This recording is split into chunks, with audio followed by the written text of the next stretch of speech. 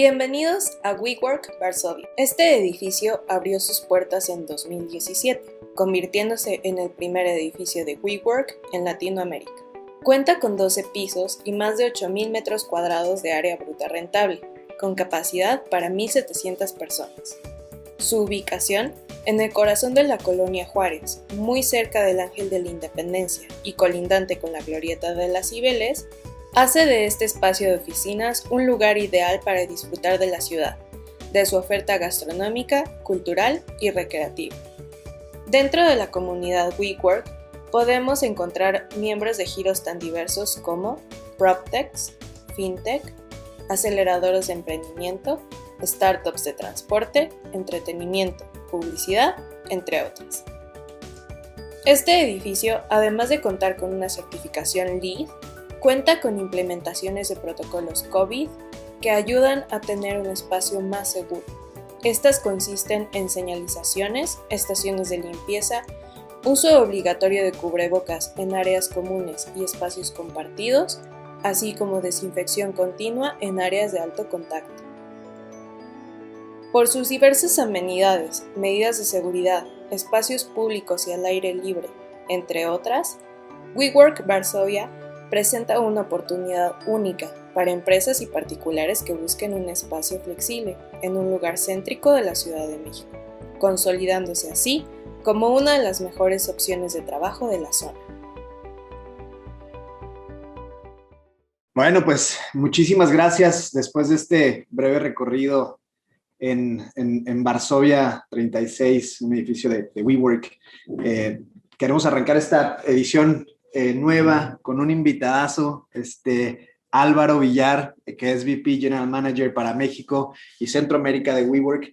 Álvaro, muchísimas gracias por estar hoy en esta edición en tu casa, también la nuestra, porque también estamos aquí y ocupamos un lugar que a mí me parece extraordinario. El equipo de Sila se ha sentido en los últimos meses, pues, muy cómodo. Hemos disfrutado muchísimo las instalaciones y sobre todo, algo que a mí me interesa mucho y rescato siempre es el servicio al cliente que tienen, ¿no? A nosotros nos encanta esa parte.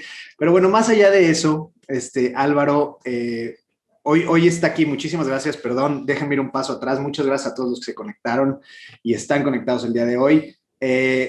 Tenemos una plática pues bastante distendida el día de hoy sobre espacios de coworking, que justo platicábamos previo al aire, digamos, ¿no? A ponernos en vivo. Platicaba con Álvaro cuál era la diferencia entre espacios flexibles y coworking, y evidentemente pues todavía hay un gran debate que entraremos ahorita en algún punto para un poquito esclarecer todos este tema, ¿no? Pero bueno, de lo que se va a tratar esto es cuál es el futuro de este tipo de espacios, tanto en México, y si quieres tocamos algunas otras regiones, pero evidentemente enfocados en México, desde una visión de Álvaro, pero también desde una visión, digamos, a nivel corporativo de WeWork en México, ¿no? Y nos interesa particularmente porque también, como platicábamos hace unos momentos, Álvaro, esta situación que nos tocó vivir a todos viene a poner un poquito en jaque, de manera temporal y coyuntural, la operación de ciertas oficinas tradicionales y también cómo viene eso a impulsar y cómo brinda ciertas oportunidades a otros jugadores en el mercado, ¿no? Ya hablabas también offline de lo que sucede ahí con ciertos espacios que se están reconvirtiendo quizá a co-livings, etcétera. Pero bueno, es justo de lo que queremos hablar el día de hoy. Y lo que quiero decirle también a todos nuestros oyentes es, también estamos abiertos a preguntas y respuestas. Quizá dejamos un poquito, alrededor de 5-6 minutos al final de la charla para responder algunas preguntas.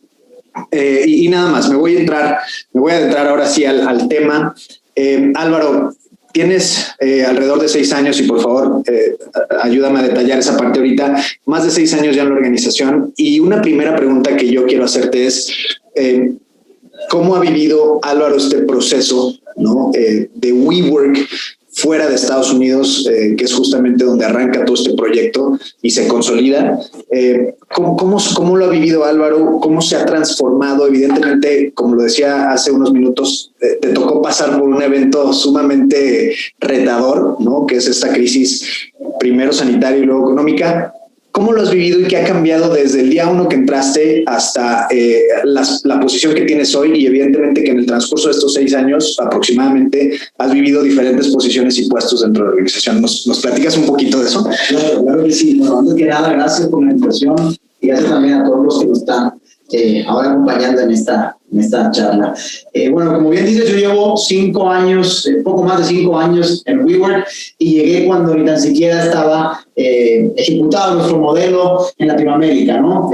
Yo empecé más en el área de operaciones, más en la parte de ejecución y de echar a andar, por así decirlo, un modelo que venía, yo creo que a ser el jugador disruptivo dentro del mercado de oficinas y llevamos operando desde septiembre de 2016, ¿no? Entonces aproximadamente llevamos estos 5 años de los que hablábamos. Los capítulos han sido completamente diferentes, ¿no? La primera, por resumirlos en 3, 4 capítulos, te diría que el primero es llegar y darte a conocer. Me acuerdo perfectamente de llegar y decir WeWork y te dijeran, ¿qué es WeWork? Pero que es un coworking, pero no entienden nada, y más cuando llegas con un concepto que ya está sentado en Estados Unidos, que ya está jalando y funcionando allá. Traerlo aquí, que la gente lo entienda, que la gente se adapte a una manera diferente de ver la oficina, fue un reto muy, muy particular, ¿no? Porque lleva temas de cultura, porque lleva temas de educación y de cómo hacemos uso de las instalaciones incluso, ¿no? En la cual tratamos de fomentar la proactividad de todos los usuarios para que exista esa interconexión. En una segunda etapa diría que es el hipercrecimiento, ¿no? Nosotros de 2016 a 2019 crecimos mucho en número de ubicaciones, en número de metros, en número de miembros que formaron parte de nuestra comunidad, y eso es un reto completamente diferente, ¿no? Es salir a buscar a todos esos clientes a los que les hacía sentido entrar en un modelo como el nuestro y en formar parte de un espacio de trabajo compartido, ¿no?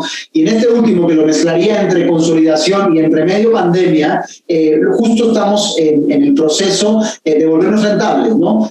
Ahora mismo tenemos que enfocarnos al 100% en lo que es el objetivo de 2021, que es conseguir ser rentables, no solamente a nivel México, sino a nivel global, ¿no? Obviamente la pandemia no ayuda a nada, claro. Y ha sido un reto importante, pero gracias a Dios estamos viendo ya algunos síntomas de recuperación, ¿no? De alza en la demanda de este tipo de espacios, por otros temas que vamos a hablar ahora, del trabajo híbrido, de la flexibilidad y de cómo estamos tratando de extender esa flexibilidad a lo que la gente entiende. Flexibilidad no es solamente el que puedas venir un día o 2 días a la oficina. Flexibilidad lo tenemos que llevar al máximo de su expresión, ¿no? Exacto. Esos puntos que tocas al final a mí me parecen sumamente importantes. Y mi pregunta siguiente tal vez sería... ¿cómo ustedes están aprovechando esta coyuntura, ¿no? Porque hablábamos, al inicio de la pandemia, por supuesto, el mercado de oficinas tradicional, y me voy a salir de esta parte del modelo de negocio de WeWork tradicional, ya venía con una sobreoferta clara en México, en los principales mercados de México. Pero definitivamente el mercado de coworking se venía consolidando cada vez más. ¿Por qué? Porque entraba esta parte de la flexibilidad tanto en contratos, ¿no? Entraba la parte también de los amenities, que muchas veces es difícil conseguirlos porque solamente se los dan a quien paga más como tenant, y acá pues evidentemente tienes recursos comunes, ¿no? A los cuales tenían acceso pues la mayoría de los miembros de WeWork. Ahora, ¿cómo se está transformando esta lógica? Porque evidentemente durante la pandemia pues nadie va a las oficinas, ¿no? Independientemente de que se vaya recuperando, ¿cómo WeWork aprovecha esta coyuntura y lanza esta comunicación de, oye, espérame tantito, sí va a seguir existiendo el home office, pero vamos a impulsar el trabajo híbrido? ¿Y cómo están captando ustedes esa oportunidad? ¿Cómo están lanzando ese mensaje a sus clientes potenciales y les están diciendo, oigan, estamos de acuerdo con el trabajo híbrido, home office, sabemos que ya funcionó el home office, es decir, no dejamos de ser rentables? ¿Cómo ustedes están llamando la atención de estos clientes potenciales, ya sea en la parte corporativa como en la parte también de entrepreneurs, ¿no? Yo te diría que hay 2 puntos principales. Uno es extender esa flexibilidad a muchos puntos, ¿no? No solo que sea un tema de contrato, que es algo que ya veníamos trabajando desde hace muchos años, ¿no? El contrato de WeWork te permite esa flexibilidad, ¿no? El poder decidir en tiempo real cuál es tu necesidad, porque las empresas hoy, la parte más difícil que tienen no solamente es la parte de costos, ¿no? Que todos estamos tratando de ser lo más eficiente posible, sino también el poder adaptarse en tiempo real a tu necesidad es un beneficio que el espacio tradicional no te da. ¿A qué me refiero con esto? Hoy podemos pensar que en 6 meses vamos a estar recuperados en nuestro negocio. No lo sabemos, realmente no lo sabemos cuánto va a durar esta pandemia, si el sistema de vacunación va a avanzar al ritmo que queremos, si va a haber ciertos signos de recuperación económica, todo eso es muy difícil. Entonces, el darle a las empresas esa facilidad de subir y bajar el número de colaboradores que están, incluso una nueva ola pudiera afectar la vuelta a la oficina. Entonces, el que puedan pagar en función del uso es un atractivo muy, muy, muy grande. Estamos viendo ciertas tendencias también que son interesantes en cuanto a la descentralización de operaciones. ¿A qué me refiero con eso? Hay muchas empresas que están decidiendo tener una sede central y varios hubs alrededor de la ciudad para que la gente no necesariamente tenga que venir a un área que a lo mejor no le quedaba práctica para o cerca de su vivienda, ¿no? Temas como el que el colaborador tenga la capacidad de decidir cómo es más productivo, porque siempre hablamos del home office y definitivamente tiene partes muy, muy, muy positivas y muy interesantes, pero no es para todo el mundo y no es para todo el mundo el 100% del tiempo. Yo creo que hay una parte humana que necesita seguir conectando. Hay ciertas actividades que son más productivas haciéndolas en persona, así de simple, ¿no? Y bueno, siguiendo en línea de seguir desarrollando esa flexibilidad, hablábamos justo también antes de entrar a esta junta de, por ejemplo, la digitalización del real estate que estamos tratando de hacer. ¿Y a qué me refiero con eso? Hay 2 productos que estamos lanzando muy interesantes en este sentido y la parte también de los métodos de pago. Acabamos de lanzar la semana pasada el tema de poder pagar con criptomonedas. Esto es un tema creo que es súper disruptivo, creo que no hay nadie más en el mercado que hoy lo esté haciendo. Y ojo, porque a lo mejor hay gente que no sabe toda la extensión de esta iniciativa. No solamente que el miembro pueda pagar en criptomonedas su membresía, es que nosotros estamos pagando también a ciertos landlords y ciertos proveedores con criptomonedas. Esto creo que también viene a cambiar y viene a dar muchas más opciones a nuestros miembros.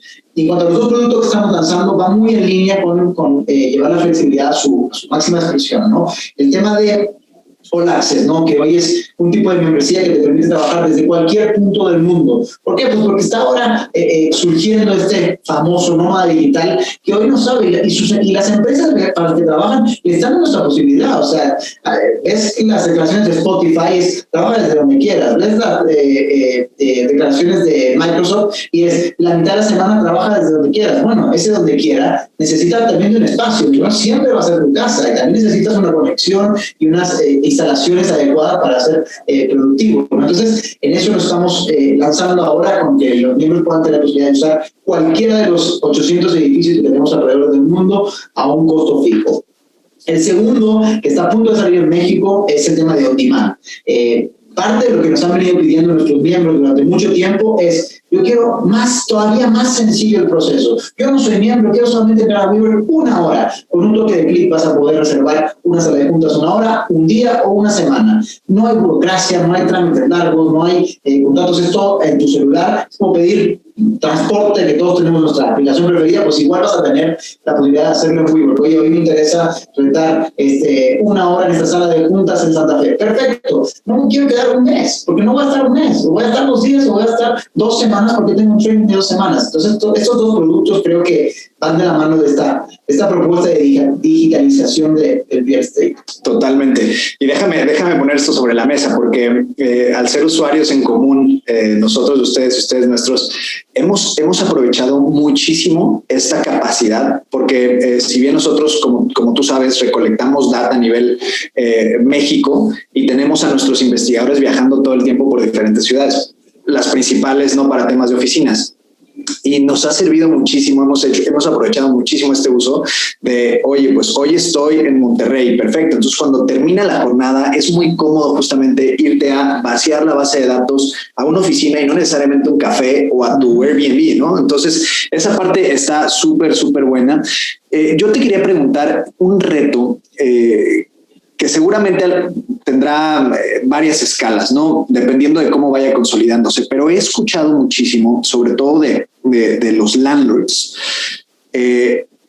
que quieren entrar o están considerando entrar a operar un tipo de servicio de coworking, ¿no? Imagínate que hoy los landlords pues están pasando, o muchos de ellos, están pasando por un momento complicado, ¿no? Y dicen, oye, pues hoy traemos una disponibilidad de X% en mi edificio y quisiera pues jugar también incorporando a mi edificio una parte que sea flexible o un coworking.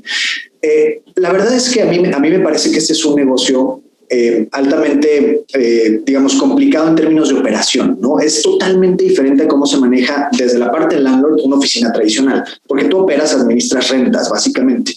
Lo que ustedes hacen es totalmente diferente. No solo administrar una renta, sino trae detrás todo un andamiaje de marketing, de customer success, etcétera, ¿no? Entonces, ¿qué tan fácil o difícil sería eso para muchos de los landlords que hoy se están viendo medio en problemas? ¿Y qué tanto afecta a WeWork también? Porque en cierto sentido, pues si un landlord levanta la mano y dice, oye, pues yo quiero operar este tipo de espacios, uno, te puede distorsionar el mercado a ti como WeWork, y dos, pues sabes que si no tienen los recursos suficientes como para operar este tipo de espacios, pues va a caer en algún momento, pero ¿representan en algún momento una amenaza para ustedes este tipo de situaciones o no? Mira, hay una pregunta que siempre me hacen, que es ¿quién es tu principal competidor? Y yo creo que es el espacio de trabajo tradicional. A mí me encantaría que cada vez existieran más y más y más centros de trabajo coworking o de trabajo compartido, porque creo que esa es la industria que hoy está en alza. No digo a futuro, hoy está en alza, y la data sí lo respalda, ¿no? CBRE dice el 86% de las empresas van a trabajar en espacio compartido en los próximos años. DLL dice que se va a triplicar y cuadruplicar los espacios de trabajo compartido en los próximos 5 años. Entonces, esto ya está aquí para quedarse. Que los landlords tengan la intención de incorporar eso a su negocio tiene retos, definitivamente. La parte operativa no es fácil. No es lo mismo rentar un espacio y me olvido que operarlo. Pero siento que ese no es el reto más importante. El reto más importante es crear una red. Y eso es tecnología, y eso es producto, y eso es un servicio, y eso lleva un tiempo, ¿no? Es a crear esa red. No es tengo que decidir cómo los conecto. Pues es que esa es la parte más interesante. Hoy un coworking que tenga una única unidad y que puedas hacer solamente uso de una única ubicación, creo que está limitado. No digo que sea una mala opción, pero creo que está limitado. Hoy creo que necesitamos movernos, necesitamos poder elegir y poder ofrecerle a nuestros colaboradores esa opción, ¿no? Habrá gente que esté cómodo yendo todos 5 días al mismo sitio sin salir, perfecto, pero hay otros que necesitan esa movilidad. Justo que acabas de dar un ejemplo muy interesante, ¿no? Hoy, esta semana estoy en el DF, bueno, perfecto, voy a combinar los días en casa con 3 de la piscina, pero tengo un training, pero mañana me voy a Monterrey. Esas son el tipo de opciones que creemos que todas las empresas van a necesitar dar para ser competitivas en el mercado. Entonces, yo creo que lo más sensato es pensar en los edificios que pueda tener un landlord como una red completa, y crear eso es un tema de tecnología y es un tema de mucho trabajo detrás. Nosotros llevamos 11 años operando esto. Ha sido definitivamente un roller coaster, ¿no? De la cantidad de cosas que hemos tenido que ir ajustando, porque al final estás dando una llave a cada miembro que abre 800 edificios. Entonces es algo también no es fácil de ejecutar. Pero el que se siga fomentando en los espacios de trabajo flexibles, creo que es un beneficio para todos, ¿no? Yo no quisiera que el resto de competidores que hacen este tipo de espacios les vaya mal, al contrario, porque esta es la industria que queremos impulsar y que queremos ofrecer a todo tipo de corporativos. Totalmente. Y déjame regresar con esto último que hablas, de estas iniciativas que a mí me parecen súper interesantes y atienden a diferentes nichos dentro de la estrategia que tienen ustedes, ¿no? Me encantaría que hablábamos hace ratito de la estadística entre clientes corporativos y clientes, digamos, que no lo son. Me encantaría que tocaras ese punto y también un poquito cómo se me hace muy interesante todas las estrategias que están teniendo, por ejemplo, para atraer a más chicos emprendedores, pero también a mujeres, como lo están segmentando, pero también toda esta parte de digitalización, que a mí se me hace un tema muy disruptivo, en tanto que las criptos, y digo, yo tengo alguna inversión ahí en ellas, pero yo no las podía ver a lo mejor como una moneda de cambio, por lo menos todavía no lo veo así, porque hay todavía una estiria floja, ¿no? Y no sé qué pensar de ellos, y al final puede ser o no puede ser una burbuja, no lo sé. Se me hace muy disruptivo, se me hace que evidentemente va a empoderar muchísimo a la industria inmobiliaria de la que formamos parte, Entonces, platícame un poquito de esas como experiencias, más bien iniciativas que están teniendo con los diferentes nichos y cómo se reparten estos nichos dentro de WeWork, ¿no? Mira, algo interesante es, nosotros al final, como empresa, nacemos apoyando a pymes, ¿no? Al pequeño empresario, al mediano empresario, a los freelance, a los startups. Así nace nuestro concepto. Obviamente, durante 10 años va evolucionando y a día de hoy tenemos un mix más o menos parejo, en el cual, por ejemplo, a nivel global es un 55% enterprise, 45% pymes. Aquí en México tenemos un poquito más enterprise, y 60% enterprise, 40% pymes. La tirada es seguir apoyando ambos grupos, por así decirlo, ¿no? ¿Por qué? Porque estamos viendo una alza en la demanda de la parte enterprise, porque están saliendo de modelos tradicionales hacia modelos híbridos o flexibles como el nuestro, y en la parte de pymes, como bien dice, también tenemos que apoyar, porque eso es también parte de la responsabilidad que tenemos, es apoyar a los emprendedores que van a ayudar a la recuperación económica, ¿no? Acabamos de hacer la semana pasada una alianza con la SEM, una asociación de emprendedores mexicanos, en la cual vamos a dar beneficios súper agresivos para todos esos emprendedores que forman parte de esta organización, ¿no? Y eso es algo muy importante también, porque creo que mucha parte de esa recuperación económica va a depender de que surjan empresas que también traigan nuevas oportunidades de trabajo, que traigan nuevos conceptos, que sean disruptivos en lo que están haciendo, ¿no? Cuando uno busca algo comparable a lo que hoy está pasando, que es imposible encontrarlo, claro, pero probablemente lo más parecido que tenemos es la crisis de 2008, o lo más reciente, digamos, y ves justo después de 2008 la cantidad de empresas que hoy son una realidad, que hoy usamos todos los días y que surgieron a raíz de esta crisis, ¿no? Entonces, yo tengo mucha expectativa que van a salir un montón de cosas que no imaginamos, completamente disruptivas, y que tenemos que seguir apoyando los dos sectores, ¿no? En el tema de mujeres, que también es un tema súper interesante, lanzamos una iniciativa que se llama Mujeres para el Mañana, que justo viene a apoyar también a 10 empresas lideradas por mujeres con un año de membresía gratis, o sea, un año de oficina gratis en cualquiera de nuestras ubicaciones. Creo que con todo lo que ha pasado, a veces también desviamos la atención de temas que son súper importantes, y la desigualdad que hay hoy entre sexos, no solamente en México, sino en el mundo, sigue siendo súper clara y súper dura, la verdad. Claro. Entonces es una manera también de poner nuestro granito de arena, de tratar de apoyar a esas mujeres que hoy están apoyando a otras mujeres que están emprendiendo, que están teniendo la valentía de sacar sus empresas adelante, ¿no? Entonces, nuestra expectativa para final de año es que este segmento de Enterprise, por la demanda que hay, vaya creciendo, pero no dejar de apoyar también al emprendimiento. Totalmente. Y déjame, digo, por el tiempo, me parece que podemos encaminar hacia los dos últimos temas que yo traigo en el radar, y me encantaría, y perdóname si lo tomo como testimonial, Álvaro, pero hablábamos justamente antes de entrar al aire, hablábamos de cómo la data, y independientemente si somos nosotros o no, cómo ha apoyado, no necesariamente WeWork, pero ¿qué es lo que tú crees? ¿Cómo se ha vuelto tan importante? Y hablabas ya de tecnología para impulsar ciertas empresas, en su caso, ¿no? En su caso propio, digamos. Yo, desde mi perspectiva, la data ha sido un tema para nuestros usuarios que cada vez lo buscan más. ¿Qué sucedía antes de que nosotros llegáramos a México? La verdad es que estas grandes empresas, las que mencionabas hace un momento, que son grandes casas de brokeraje, evidentemente proporcionaban cierta base de data que apoyaba la toma de decisiones, sobre todo en la parte institucional del negocio, ¿no? Sin embargo, bueno, pues podías tener algún sesgo de alguna manera, porque representaban o a landlords o representaban o a tenants, ¿no? Entonces, la información no es que estuviera sesgada, sino que solo tenías parte del pastel, ¿no?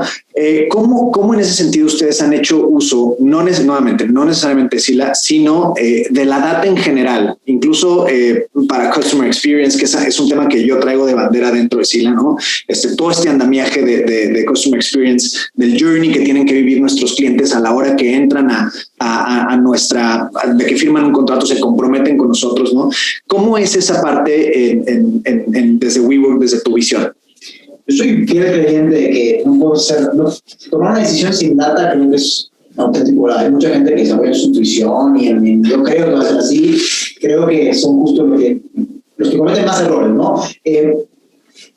Cuanto más estiremos el uso de la data y más específico y profundo lo hagamos, creo que a todos nos va a ir mejor. ¿A qué me refiero con esto? Hoy una plataforma como la que es, como la que tienen ustedes, sí, la que somos obviamente usuarios, lo que nos permite es tomar un montón de decisiones y poder llegar también a las empresas con propuestas que realmente generen valor. No es un tema de competitividad solamente, no es un tema de, oye, yo estoy aquí, pero yo tengo este espacio. No va por ahí. Es un tema de entender bien cómo operan, de entender bien sus necesidades y de poder ofrecerles algo que les haga sentido a su negocio, ¿no? Y eso es algo que, ¿dónde lo encuentras? O sea, ¿dónde? No tienes manera tampoco de seguir ofreciendo valor. Que el valor no siempre es competir por precio. Es algo que creo que estamos en un momento también muy particular, muy específico de esto. Todo el mundo quiere ser súper agresivo con el precio y está bien, lo entiendo, pero ¿cómo llevamos nuestra propuesta de valor más allá del precio, ¿no? ¿Qué estamos ofreciendo a nuestros clientes para que tomen decisiones, no solamente en ser eficientes en el costo, sino también en poder crear una relación a 12, 24, 36 meses que puedan ajustar y que puedan tomar decisiones flexibles en el camino? Porque, ¿cómo te puedes comprometer a 36 meses? ¿Quién sabe cómo se va a acomodar el mundo con todo lo que está pasando, ¿no? Entonces, yo en lo personal creo mucho en la data me se me hace muy interesante, y cuando ya la tienes a ese nivel de simplificación que la puedes entender bien, y no solamente son números, que son herramientas que te permiten tomar decisiones, creo que es algo básico. Y en una situación como la que estamos ahorita, en la que hay tantísima incertidumbre, creo que más que nunca necesitamos muchísima data, muchísimas herramientas, porque lo que hoy decidamos va a repercutir probablemente en los siguientes 5 o 10 años. Totalmente. Fíjate que justo estaba leyendo un artículo hace, ¿qué será? Un par de semanas que me compartió y compartimos ahí en la oficina, y era el tema de cómo evaluar, ¿no? Y cómo evaluar un edificio con un componente coworking adentro, ¿no? Nosotros tenemos desde nuestro nacimiento tenemos una parte que la tenemos clara, ¿no? Teníamos que operar siempre o en algún punto desde una óptica de evaluación de los inmuebles, porque era bien interesante para los institucionales, es decir, ¿cuánto vale hoy mi edificio, ¿no? Y evidentemente un edificio comercial de oficinas particularmente, pues se evalúa desde los flujos de renta, ¿no? Cuando entra en juego justamente un componente como el coworking, no hay muchas cosas claras, justamente por la dinámica que existe entre que entra un individuo y sale un individuo, una empresa, ¿no? Entonces es muy complicado poder mandar al futuro, poder tratar de hacer un forecast hacia el futuro de los flujos que vas a tener, ¿no? Tanto tú como landlord, pues como landlord es más claro porque cobras una renta, pero cuando tú llegas a preguntarle al inquilino, oye, más o menos, pues, ¿cómo se van a comportar tus flujos? Pues la verdad es que es imposible de detectar, ¿no? Porque hay muchísima dinámica. Esa parte a mí me parece bien interesante, y ahí mi pregunta sería, Álvaro, ¿cómo ustedes han percibido en los últimos años, y principalmente en este último de la pandemia, cómo ustedes han percibido esa, y viene a colación con lo que te preguntaba anteriormente, ¿no? Digamos, ese apetito de los landlords por tener un componente dentro de sus edificios de este nivel, ¿no? O sea, porque déjame poner otra cosa sobre la mesa. También las estructuras de capital se tienen que modificar, ¿no? Y yo soy un fiel creyente de esto. ¿Qué es? Hoy un fondo que aterrice equity o que aterrice deuda, o la banca, ¿no? Oye, yo te quiero prestar para desarrollar un edificio en Reforma. Sí, está perfecto. Mira, ya más o menos tenemos unos releases, si es que se da el caso, y tenemos un buen componente de coworking. Pero espérame, si el fondo, la banca, ya sea equity o crédito, no lo entiende, entonces es bien complicado acceder a un crédito como desarrollador, ¿no? Yeah. Entonces, esa parte a mí me intriga muchísimo, porque es justo la parte que nosotros, es una dinámica constante que nos hacemos, una pregunta que nos hacemos. ¿Cómo ustedes perciben eso desde los landlords? O sea, desde si van a atacar un edificio nuevo, que digas, oye, pues mira, hay una buena ubicación, el edificio apenas está, digamos, en planeación, llego yo, ofrezco un release.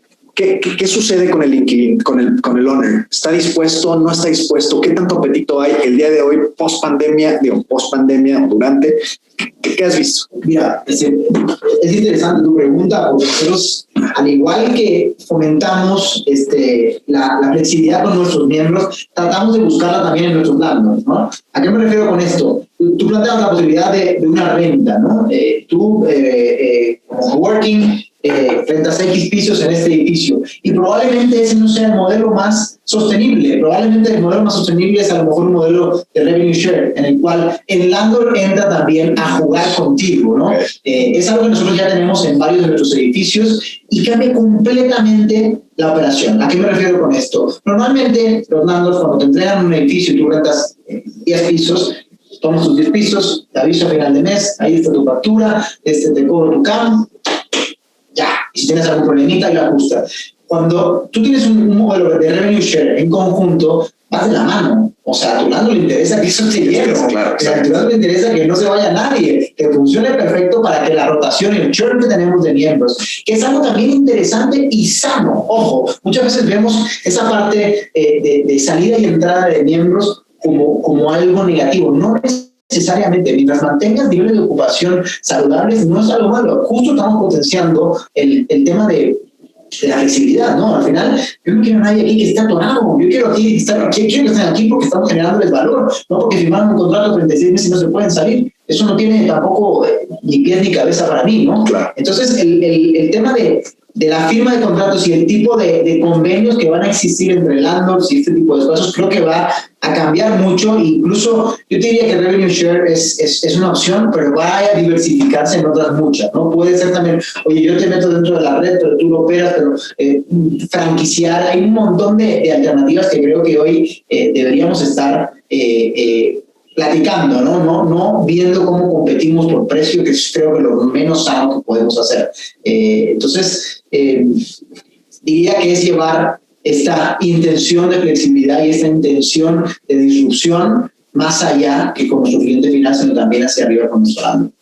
Qué interesante eso, qué interesante, porque también entendería que un reto muy interesante y muy importante, o sea, tiene que haber una balanza justa porque con la situación también me ha tocado ver ya en algunos casos toda esta parte de subarrendamientos, ¿no? Subarrendamientos por parte de inquilinos que tradicionalmente pues tenían estos 5 años, 10 años, qué sé yo, y bueno, ahora por la problemática que está sucediendo, pues ya entienden que hay que compartir el espacio y quieras o no, esta dinámica pues también viene a competir muchísimo con este tipo de espacios, ¿no?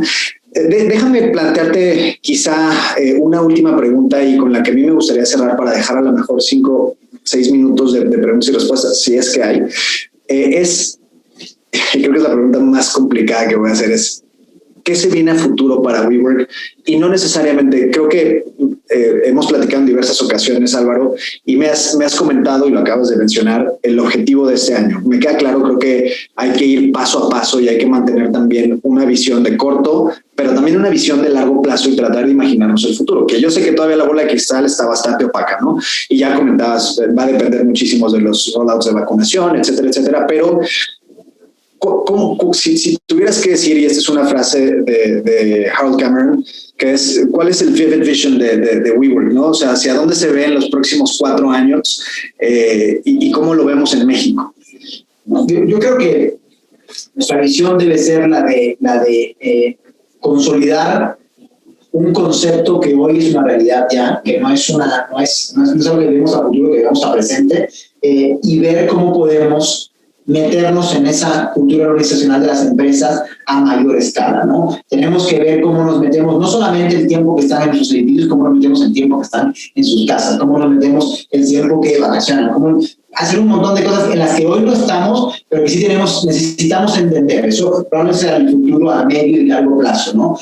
Pero no nos podemos limitar solamente a cuidar de nuestros miembros en los 2 días de la semana que están en sus edificios, ¿no? Tenemos que extender nuestra propuesta y trabajar en ese sentido, ¿no? Como bien dices, el objetivo del año está muy claro y tenemos que seguir trabajando para ello, a pesar de las circunstancias, ¿no? Porque si todo el día nos echamos para atrás diciendo es que la pandemia, es que la crisis, pues no vamos a salir ninguno de esto, ¿no? Pero creo que también el tema de diversificación, y ahí sí quería darte un par de ejemplos, es un tema importante. ¿A qué me refiero con esto?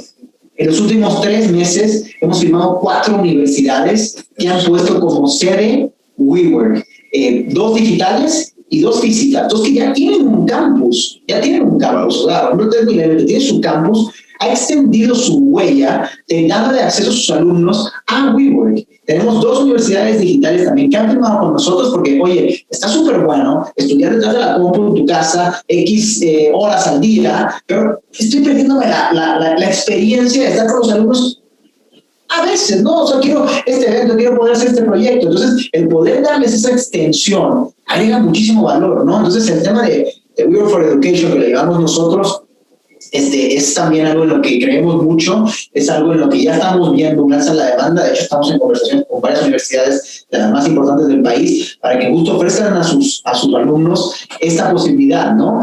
No son gente que probablemente vaya a venir todos los días, pero quieren venir 3 veces en semana, o 3 veces al mes, en los cuales van a hacer un proyecto, en el que van a hacer una masterclass, en la cual van a tener un evento en el cual van a poder conocer no solamente a los alumnos, sino también gente que ya está integrado en el mundo laboral. Y todo eso es muy interesante porque al final no es el core de nuestro negocio. Nosotros meternos en educación es como un poco raro, pero hace todo el sentido, porque al final es llevar ese modelo híbrido a otras industrias que probablemente ya tenían un modelo en el que están mucho más encasillados. Tú ibas a un campus, en un sitio, que queda bien, te queda mal, cuántas veces vas, es lo mismo. Claro. Simplemente es ofrecer más opciones a todos los alumnos.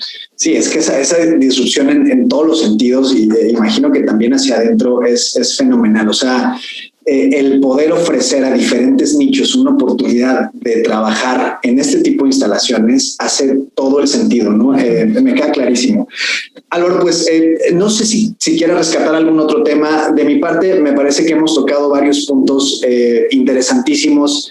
Creo que la visión hacia el futuro de estos espacios y en particular la de WeWork queda muy clara, ¿no? Es decir, llegaron para permanecer, llegaron justamente para tratar de, más bien para disrumpir el mercado y sobre todo innovar, ¿no? Yo veo en WeWork una innovación constante, sobre todo nuevamente impulsada por lo que hemos vivido últimamente.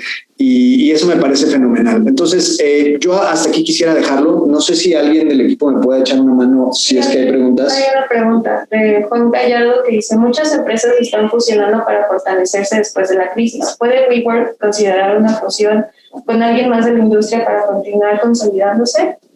¿Puedes repetir la pregunta? Que no te escuché bien. Sí. ¿Puede WeWork considerar una fusión con alguien más de la industria para continuar consolidándose? Es una opción, definitivamente es una opción, y si agrega valor a lo que hoy le estamos dando a los miembros, posiblemente es algo que podemos sentarnos a platicar. De hecho, no es sorpresa porque ya hemos tenido varias conversaciones que a lo mejor no han fructificado porque no hemos entendido por dónde podemos agregar valor. Yo no quisiera sumar por sumar, ¿no? Yo quiero entender si hacemos algún tipo de alianza, algún tipo de adquisición, que sea algo que agregue valor, ¿no? Que estamos haciendo que el miembro dentro de la comunidad tenga un extra que hoy no tiene, ¿no? Pero es una opción que pudiera funcionar para nosotros. Totalmente. ¿Hay alguna otra, Liz? Buenísimo.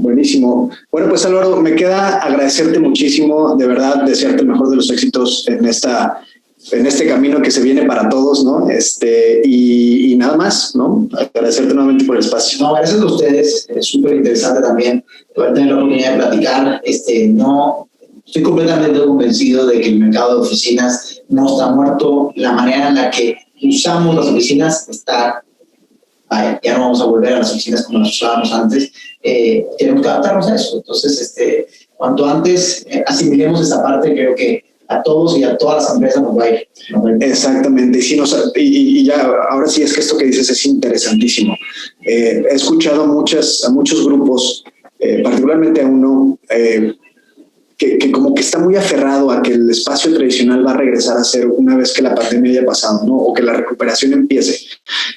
Yo estoy convencido también de lo mismo, de lo que tú opinas, ¿no? Esto ya no va a ser igual. Tenemos que dinamizar muchísimo el espacio, tratar de hacerlo más rentable para ambas partes, tanto para los landlords como para los tenants y para los subarrendadores, ¿no? Entonces, bueno, con esto nos despedimos. Les agradezco muchísimo a todos los oyentes, a los que están conectados y pues nada más. Gracias. Muchas gracias.